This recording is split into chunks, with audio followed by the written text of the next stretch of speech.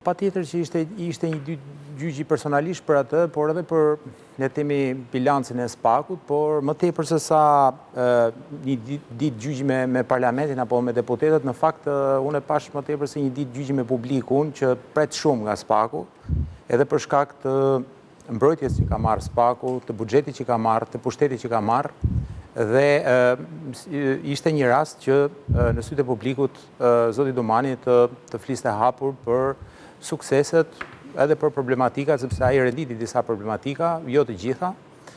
Megjithatë, ajo që u vure ishte që mënyra se si u artikulua politika, ose ajo pjesë e politikës që vendosi të komunikoj aktivisht me të, ishte një nivel shumë banal, le të themi.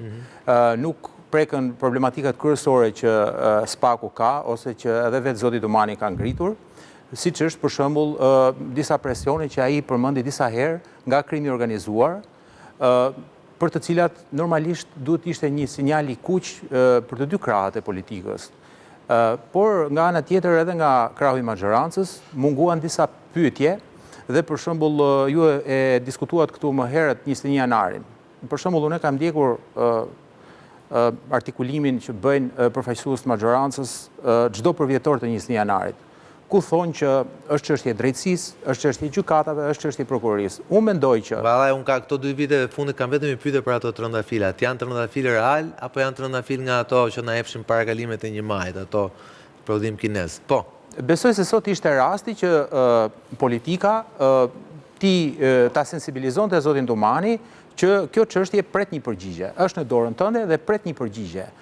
Kuptohet që është një hetim i vështirë. Zoti Domani është marrë me këtë çështje edhe kur ishte prokuror apeli, nuk është se nuk e njeh si rast. Po, s'është marrë që atëherë. Pa diskutim që po, por besoj që SPAK-u sot ka të gjitha mundësitë që t'jap një përgjigje për atë që është, le të themi, një nga ngjarjet apo dosjet më të nxehta, ngjarjet më të rënda që sot SPAK-u ka.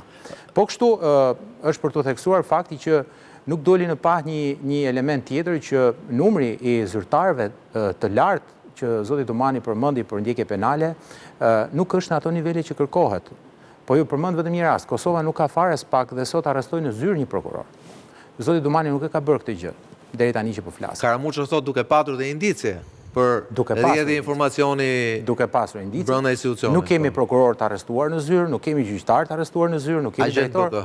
Po, nuk kemi drejtor policie të arrestuar në zyrë dhe sikurse e tha dhe profesori, kemi një dosje të Sky Encrochatit që është segmentarizuar dhe është ndarë në disa çështje, nuk ka një, le të themi, një panoramë të qartë të organiogramës dhe të lidhjeve të krimit me biznesin edhe me elemente të tjerë shoqërisë, ku në fakt mesazhet që dalin dhe që përdoren edhe për shantazh janë të frikshme.